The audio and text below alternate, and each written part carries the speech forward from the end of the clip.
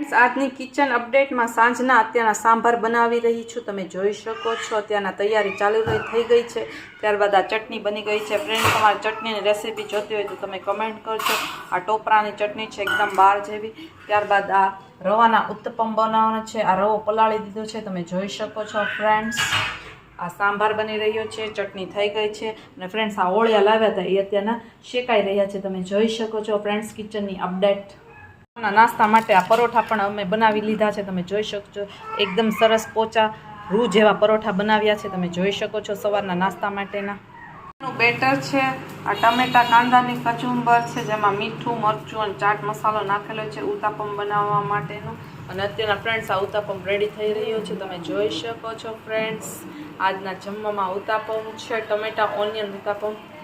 સાંભાર છે, ટમેટા ઉત્તપમ સાથે ખાવા માટે સાંભાર અને આ ગ્રીન ચટણી છે, તમે જોઈ શકો છો ફ્રેન્ડ્સ। આજનું જમવાનું રાતનું બેટર છે રવાનું ફ્રેન્ડ્સ। આજ સવારના નાસ્તામાં આ રવાના ચીલા છે, તમે જોઈ શકો છો અત્યારના બની રહ્યા છે રવાના ચીલા ગરમા ગરમ।